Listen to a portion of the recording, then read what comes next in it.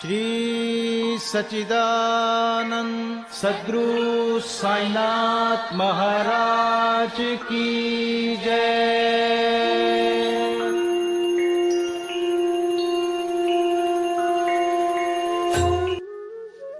आदरणीय साईं भक्तों, आप सभी को हृदय की गहराइयों से सादर प्रणाम। साईं ज्ञान गंगा के सभी एपिसोड्स को पसंद करने के लिए आपका दिल से आभार। आशा करते हैं कि साईं ज्ञान गंगा का यह नया वीडियो भी आपको अवश्य पसंद आएगा। पसंद आने पर आप इस वीडियो को लाइक कीजिएगा, ज्यादा से ज्यादा शेयर कीजिएगा, और यदि आपने अभी तक हमारे चैनल को सब्सक्राइब नहीं किया है तो प्लीज अभी सब्सक्राइब कीजिएगा।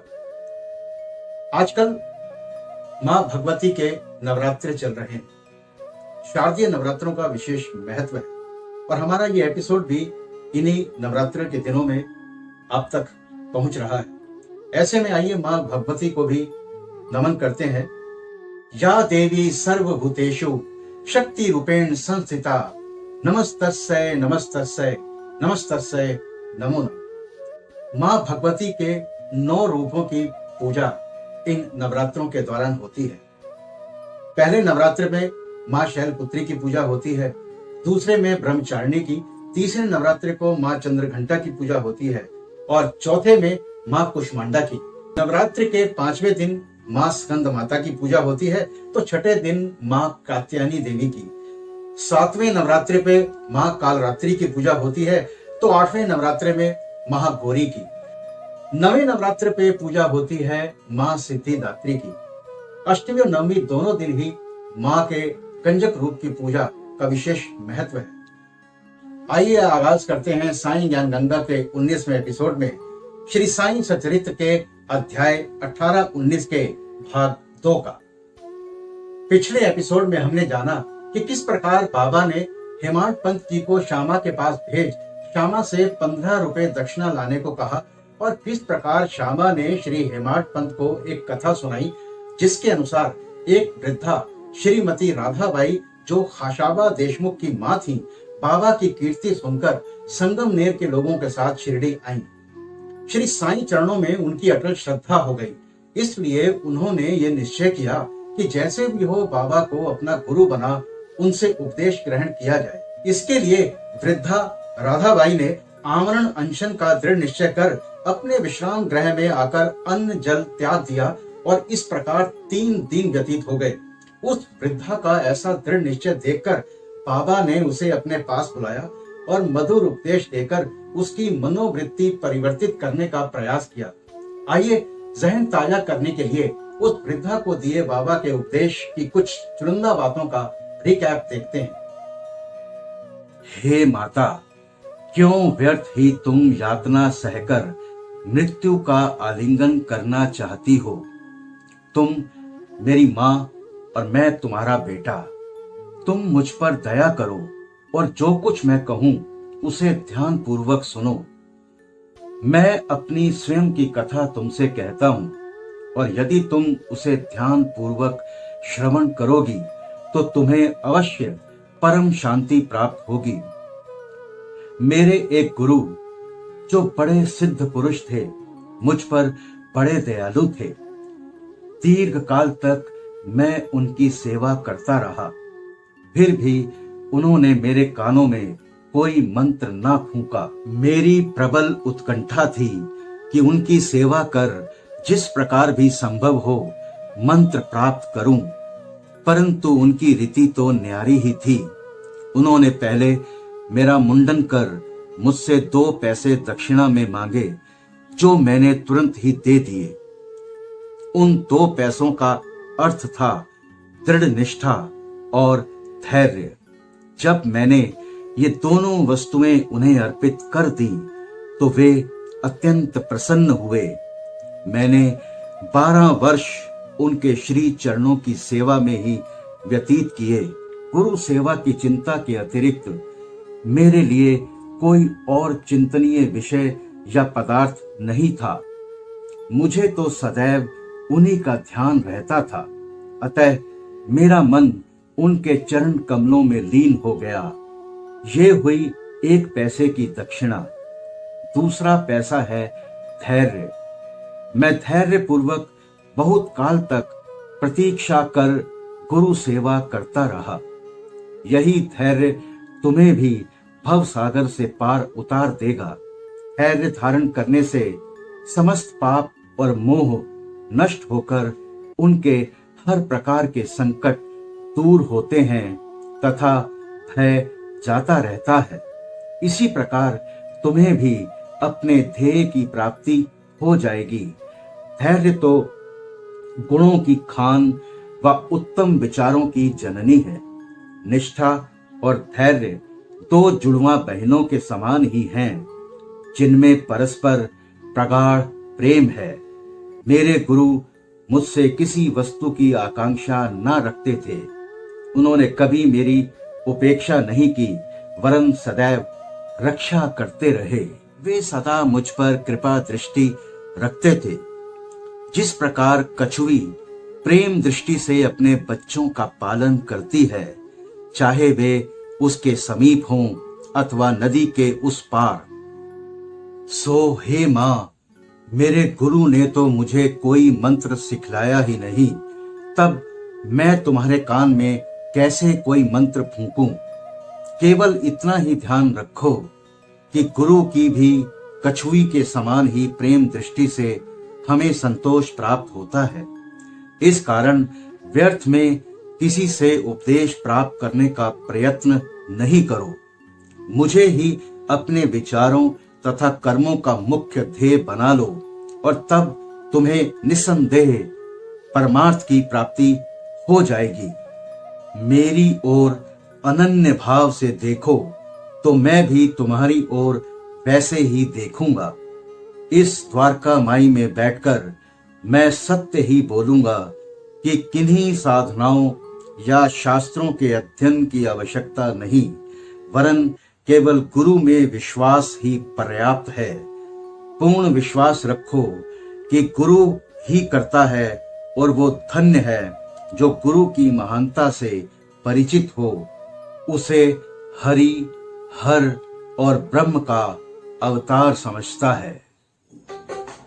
साईं ने माई कहा, निष्ठा धैर्य रखाओ, ये दो जुड़वा बहन रही, देव प्राप्त करिवाओ।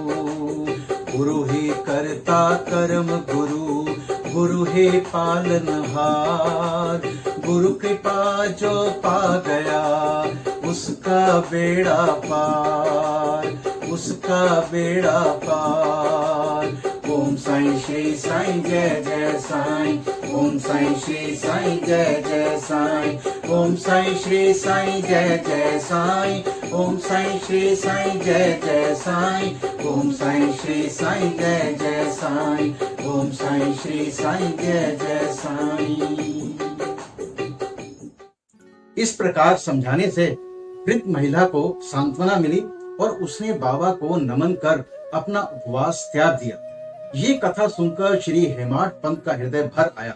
ठीक उसी समय द्वारका माई में घंटा नाद होने लगा, जो कि मध्याह्न पूजन तथा आरती के आरंभ होने का द्योतक था। सब उच्च स्वर में वाद्यों के साथ आरती गाने लगे। ठीक इसी जगह हमने पिछले एपिसोड में विराम लिया था। आइए अब इस एपिसोड में अध्याय 18-19 के भाग 2 का वर्णन करते हैं। द्वारका माई में आरती में सम्मिलित होने के लिए हेमाड पंत का हाथ पकड़े हुए श्यामा भी वहां पहुंचे और वे बाबा के दाहिने तथा हेमाड पंत बाबा के सामने बैठ गए। उन्हें देख बाबा ने श्यामा से लाई हुई दक्षिणा देने के लिए कहा। तब हेमाड पंत ने उत्तर दिया कि रुपयों के बदले श्यामा ने मेरे द्वारा आपको 15 नमस्कार भेजे हैं तथा स्वयं भी वे यहाँ उपस्थित हो गए हैं। बाबा ने कहा, अच्छा ठीक है, तो अब मुझे ये बताओ कि तुम दोनों में आपस में किस विषय पर वार्तालाप हुआ। तब हेमाड पंत उत्कंठा पूर्वक उन्हें वो वार्तालाप सुनाने लगे। बाबा भी सुनने को अति उत्सुक थे, इसलिए वे तकिया छोड़कर थोड़ा आगे झुक गए। हेमाड पंत ने कहा कि वार्ता अति सुखदायी थी। विशेषकर उस वृद्ध महिला की कथा तो ऐसी अद्भुत थी कि जिसे श्रवण कर मुझे तुरंत ही विचार आया कि आपकी लीलाएं अगाध हैं और इस कथा की ही ओट में आपने मुझ पर विशेष कृपा की है। तब बाबा ने कहा, वो तो बहुत ही आश्चर्यपूर्ण है। अब मेरी तुम पर कृपा कैसे हुई, जरा इसका पूर्ण विवरण सुनाओ। तब कुछ समय पूर्व सुना वार्तालाप जो हेमाड पंत के हृदय पटल पर अंकित हो चुका था, वो सब उन्होंने बाबा को सुना दिया। वार्ता सुनकर बाबा अति प्रसन्न होकर कहने लगे, क्या कथा से प्रभावित होकर उसका अर्थ भी तुम्हारी समझ में आया है? तब हेमाड पंत ने उत्तर दिया कि हाँ बाबा, आया तो है। उससे मेरे चित्त की चंचलता नष्ट हो गई है। अब यथार्थ में मैं वास्तविक शांति और सुख का अनुभव कर रहा हूँ तथा मुझे सत्य मार्ग का पता चल गया है। तब बाबा बोले, सुनो, मेरी पद्धति अद्वितीय है। यदि इस कथा का सदा स्मरण रखोगे तो ये बहुत ही उपयोगी सिद्ध होगी। आत्मज्ञान प्राप्त करने के लिए ध्यान अत्यंत आवश्यक है और यदि तुम इसका निरंतर अभ्यास करते रहोगे तो कुप्रवृत्तियां शांत हो जाएंगी। तुम्हें आसक्ति रहित होकर सदैव ईश्वर का ध्यान करना चाहिए जो सर्व प्राणियों में व्याप्त है, और जब इस प्रकार मन एकाग्र हो जाएगा तो तुम्हें ध्येय की प्राप्ति हो जाएगी। मेरे निराकार सच्चिदानंद स्वरूप का ध्यान करो। यदि तुम ऐसा करने में अपने को असमर्थ मानो तो मेरे साकार रूप का ही ध्यान करो, जैसा कि तुम मुझे दिन रात यहाँ देखते हो। इस प्रकार तुम्हारी वृत्तियां केंद्रित हो जाएंगी तथा ध्याता, ध्यान और ध्येय का पृथकत्व यानी अलगाव नष्ट होकर ध्याता चैतन्य से एकत्व को प्राप्त कर ब्रह्म के साथ अभिन्न हो जाएगा। कछुई नदी के इस किनारे पर रहती है और उसके बच्चे दूसरे किनारे पर। न वो उन्हें दूध पिलाती है और न हृदय से ही लगाती है, वरन केवल उसकी प्रेम दृष्टि से ही उनका भरण पोषण हो जाता है। छोटे बच्चे भी और कुछ ना करके केवल अपनी माँ का ही स्मरण करते रहते हैं। उन छोटे छोटे बच्चों पर केवल कछुई की दृष्टि ही उन्हें अमृत तुल्य आहार और आनंद प्रदान करती है। ऐसा ही गुरु और शिष्य का भी संबंध है। बाबा ने ये अंतिम शब्द कहे ही थे कि आरती समाप्त हो गई और सबने उच्च स्वर से श्री सच्चिदानंद सद्गुरु साईनाथ महाराज की जय बोली। काश हम सब भी उस समय उसी भीड़ और जय जयकार में सम्मिलित हो आनंदित हो पाते। आरती समाप्त होने पर प्रसाद वितरण हुआ। बापू साहब जोग हमेशा की तरह आगे बढ़े और बाबा को नमस्कार कर कुछ मिश्री का प्रसाद दिया। ये मिश्री हेमाड पंत को देकर वे बोले, यदि तुम इस कथा को अच्छी तरह से सदैव स्मरण रखोगे तो तुम्हारी भी स्थिति इस मिश्री के समान मधुर होकर समस्त इच्छाएं पूर्ण हो जाएंगी और तुम सुखी हो जाओगे। हेमाड पंत ने बाबा को साष्टांग प्रणाम किया और स्तुति की कि हे प्रभु, इसी प्रकार दया कर सदैव मेरी रक्षा करते रहो। तब बाबा ने उन्हें आशीर्वाद देकर कहा, इन कथाओं को श्रवण कर नित्य मनन तथा सतत चिंतन कर सारे तत्व को ग्रहण करो, तब तुम्हें ईश्वर का सदा स्मरण तथा ध्यान बना रहेगा और वो स्वयं तुम्हारे समक्ष अपने स्वरूप को प्रकट कर देगा।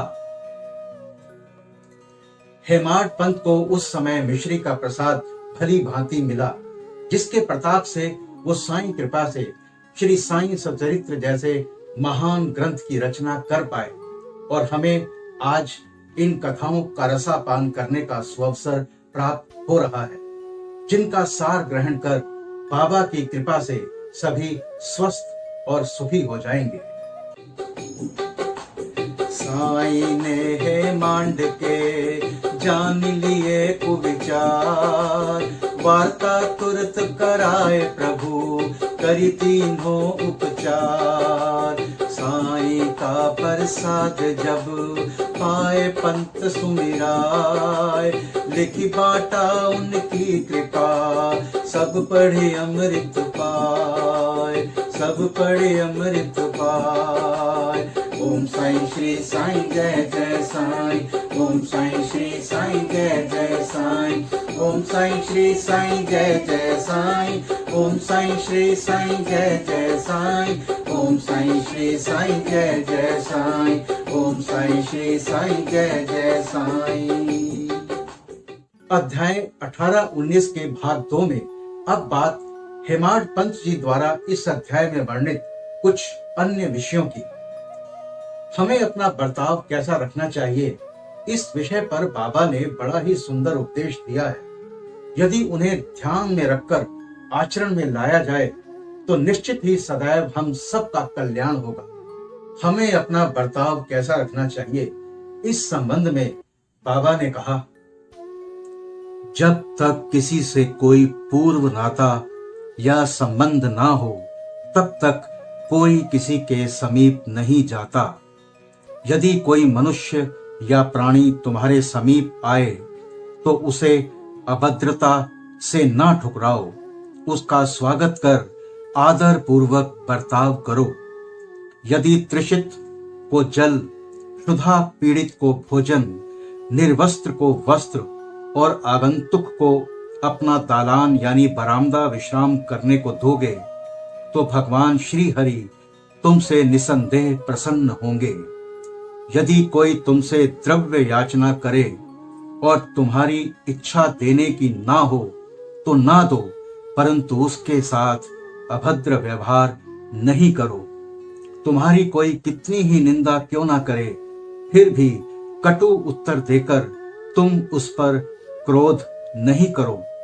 यदि इस प्रकार ऐसे प्रसंगों से सदैव बचते रहे तो ये निश्चित ही है कि तुम सुखी रहोगे।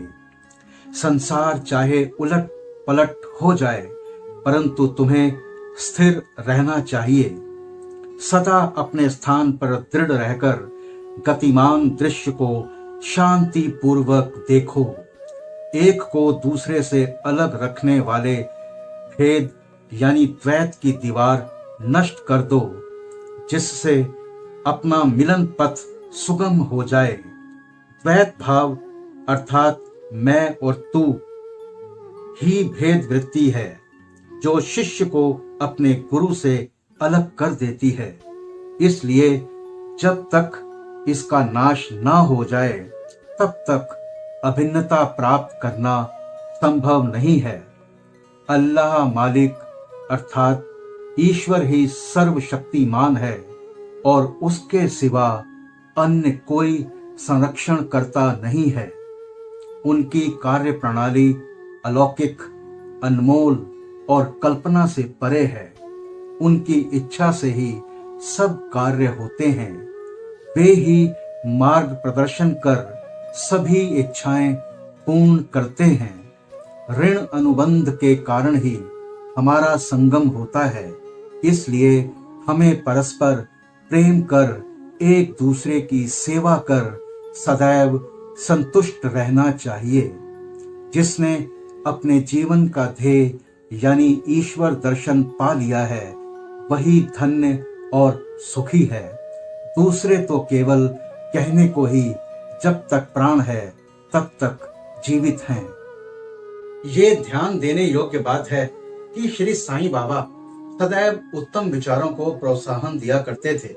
इसलिए यदि हम प्रेम और भक्ति पूर्वक अनन्य भाव से उनकी शरण जाएं, तो हमें अनुभव हो जाएगा कि वे अनेक अवसरों पर हमें किस प्रकार सहायता पहुंचाते हैं।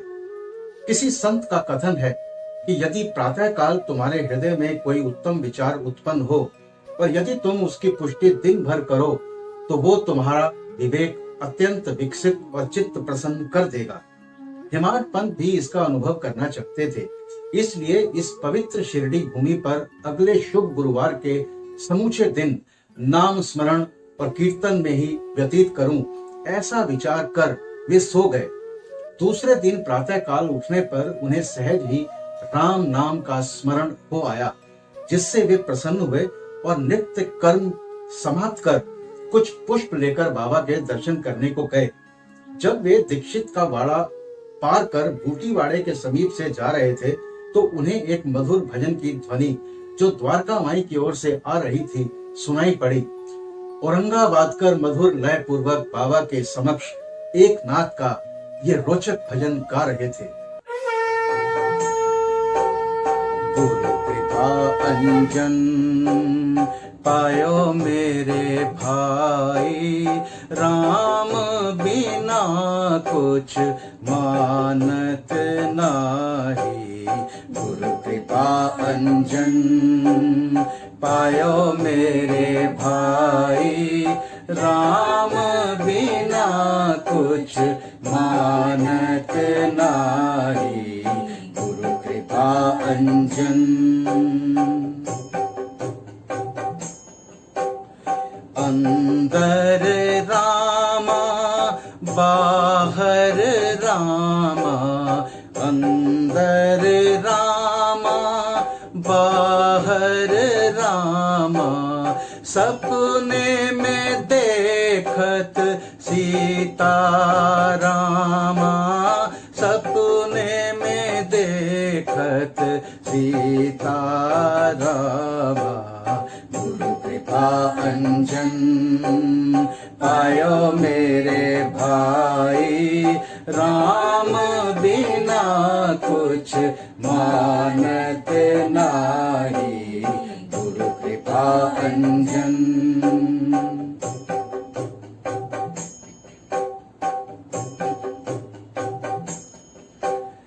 जागत रामा सोबत रामा, जागत रामा सोबत रामा, जहाँ देखे वही पूरन कामा, जहाँ देखे वही पूरन कामा। गुरु कृपा अंजन पायो मेरे भाई, राम बिना कुछ मानत नाही। गुरु कृपा अंजन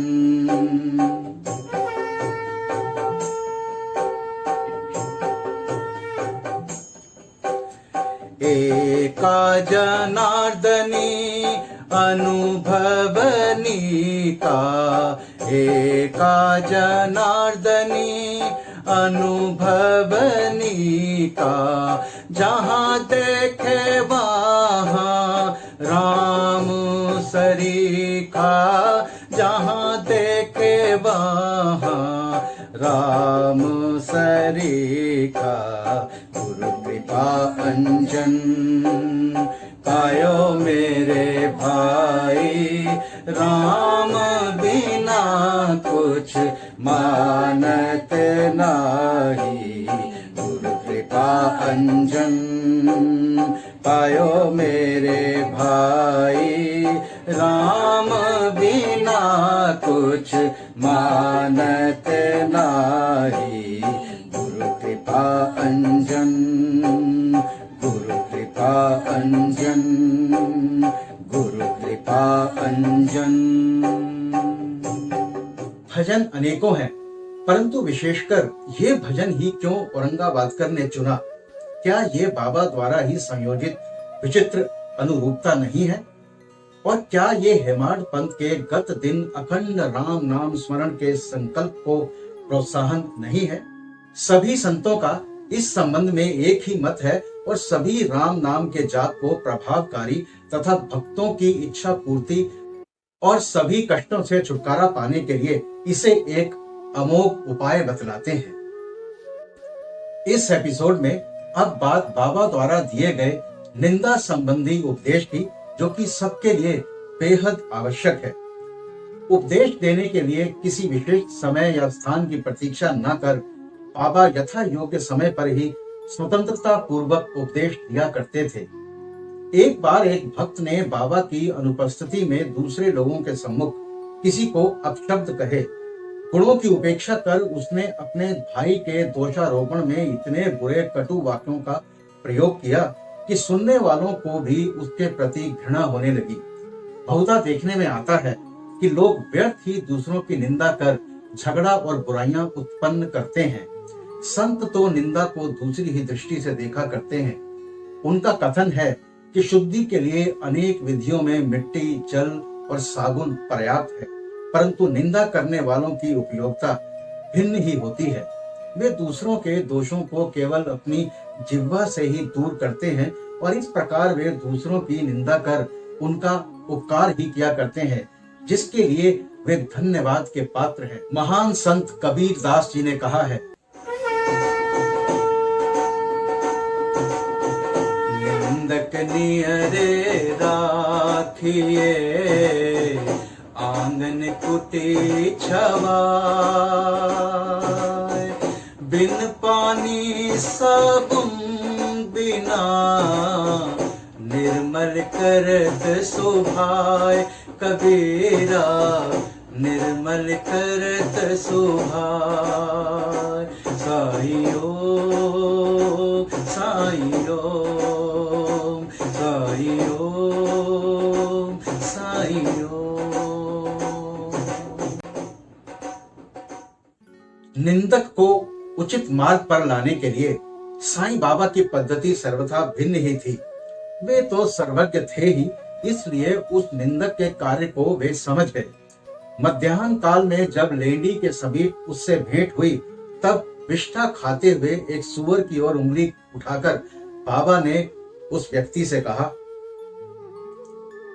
देखो वो कितने प्रेम पूर्वक विष्ठा खा रहा है। तुम भी जी भरकर अपने भाइयों को सदा अपशब्द कहा करते हो और तुम्हारा ये आचरण भी ठीक उसी के सदृश ही है। अनेक शुभ कर्मों के परिणाम स्वरूप ही तुम्हें मानव तन प्राप्त हुआ और इसलिए यदि तुमने इसी प्रकार आचरण किया तो शिरडी तुम्हारी सहायता ही क्या कर सकेगी। उस भक्त ने उपदेश ग्रहण कर लिया और वो वहां से चला गया। इस प्रकार प्रसंग अनुसार ही बाबा उपदेश दिया करते थे। यदि उन पर ध्यान देकर नित्य उनका पालन किया जाए तो आध्यात्मिक ध्येय अधिक दूर नहीं होगा। एक कहावत प्रचलित है कि यदि मेरा श्री हरि होगा तो वो मुझे चारपाई पर बैठे बैठे ही भोजन पहुंचाएगा। ये कहावत भोजन और वस्त्र के विषय में सत्य प्रतीत हो सकती है, परंतु यदि कोई इस पर विश्वास कर आलस्यवश बैठा रहे तो वो आध्यात्मिक क्षेत्र में ही नहीं वरन किसी भी क्षेत्र में कुछ भी प्रगति ना कर उल्टे पतन के घोर अंधकार में मग्न हो जाएगा। इसलिए आत्मानुभूति प्राप्ति के लिए प्रत्येक को अनवरत परिश्रम करना चाहिए और जितना प्रयत्न वो करेगा उतना ही उसके लिए लाभप्रद भी होगा। बाबा ने कहा, मैं तो सर्वव्यापी हूँ और विश्व के समस्त भूतों तथा चराचर में व्याप्त रहकर भी अनंत हूँ। केवल उनके भ्रम निवारणार्थ ही जिनकी दृष्टि में वे 3.5 हाथ के मानव थे, स्वयं सगुण रूप धारण कर बाबा अवतीर्ण हुए। इसलिए जो भक्त अनन्य भाव से उनकी शरण आए और जिन्होंने दिन रात उनका ही ध्यान किया, उन्हें उनसे अभिन्नता प्राप्त हुई। जिस प्रकार माधुर्य और मिश्री, लहर और समुद्र तथा नेत्र और कांति में अभिन्नता हुआ करती है। जो आवागमन के चक्र से मुक्त होना चाहे वे शांत और स्थिर होकर अपना धार्मिक जीवन व्यतीत करें। दुखदायी कटु शब्दों के प्रयोग से किसी को दुखित न कर सदैव उत्तम कार्यों में संलग्न रहकर अपना कर्तव्य करते हुए अनन्य भाव से भय रहित हो उनकी शरण में जाना चाहिए। जो पूर्ण विश्वास से उनकी लीलाओं का श्रवण कर उनका मनन करेगा तथा अन्य वस्तुओं की चिंता त्याग देगा, उसे निसंदेह ही आत्मानुभूति की प्राप्ति होगी। जो ये जानने को उत्सुक थे कि मैं कौन हूँ, बाबा ने उन्हें भी लीलाएं श्रवण और मनन करने का परामर्श दिया। किसी को भगवत लीलाओं का श्रवण, किसी को भगवत पाद पूजन, तो किसी को अध्यात्म रामायण व ज्ञानेश्वरी तथा धार्मिक ग्रंथों का पठन एवं अध्ययन करने को कहा। अनेकों को अपने चरणों के समीप ही रखकर बहुतों को खंडोबा के मंदिर में भेजा तथा अनेकों को विष्णु सहस्त्र नाम का जप करने व छांदोग्य उपनिषद तथा गीता का अध्ययन करने को कहा। उनके उपदेशों की कोई सीमा न थी। उन्होंने किन्हीं को प्रत्यक्ष और बहुतों को स्वप्न में दृष्टांत दिए। एक बार वे एक मदिरा सेवी के स्वप्न में प्रकट होकर उसकी छाती पर चढ़ गए और जब उसने मद्यपान त्यागने की शपथ खाई तभी उसे छोड़ा। किसी किसी को मंत्र जैसे गुरुर ब्रह्मा आदि का अर्थ स्वप्न में समझाया तथा कुछ हठ योगियों को हठ योग छोड़ने की राय देकर चुपचाप बैठ धैर्य रखने को कहा। उनके सुगम पथ और विधि का वर्णन ही असंभव है। साधारण सांसारिक व्यवहारों में उन्होंने अपने आचरण द्वारा ऐसे अनेकों उदाहरण प्रस्तुत किए जैसे कि परिश्रम के लिए मजदूरी। एक दिन बाबा ने राधा कृष्ण माई के घर के समीप आकर एक सीढ़ी लाने को कहा। तब एक भक्त सीढ़ी ले आया और उनके बतलाए अनुसार वामन गोंदकर के घर पर उसे लगाया। वे उनके घर पर चढ़ गए और राधा कृष्ण माई के छप्पर पर से होकर दूसरे छोर से नीचे उतर आए। इसका अर्थ किसी की समझ में नहीं आया। राधा कृष्ण माई इस समय ज्वर से कांप रही थी, इसलिए हो सकता है कि उनका ज्वर दूर करने के लिए ही उन्होंने ऐसा कार्य किया हो। नीचे उतरने के पश्चात शीघ्र ही उन्होंने सीढ़ी लाने वाले को 2 रुपए पारिश्रमिक स्वरूप दिए। तब एक ने साहस कर बाबा से पूछा कि इतने अधिक पैसे देना क्या अर्थ रखता है। तब बाबा ने कहा, किसी से बिना परिश्रम का मूल्य चुकाए कार्य कदापि नहीं कराना चाहिए और कार्य करने वाले को उसके श्रम का शीघ्र ही निपटारा कर उदार हृदय से मजदूरी देनी चाहिए। श्री साईं सच्चरित्र के अध्याय 18-19 का दूसरा व अंतिम भाग यहाँ संपन्न होता है। अगर आपको ये वीडियो पसंद आया तो इसे लाइक व शेयर जरूर कीजिएगा और यदि आपने अभी तक हमारे चैनल को सब्सक्राइब नहीं किया है तो अभी सब्सक्राइब कीजिएगा। तो मिलते हैं आपसे साईं ज्ञान गंगा के अगले एपिसोड में श्री साईं सच्चरित्र के अगले अध्याय के साथ। तब तक मस्त रहिए, स्वस्थ रहिए, साईं नाम जपते रहिए। बाबा सबका भला करेंगे। ओम श्री साईनाथाय नमः। अनंत कोटि ब्रह्मांड नायक राजाधिराज योगी राज पर ब्रह्म श्री सच्चिदानंद सद्गुरु साईनाथ महाराज की जय।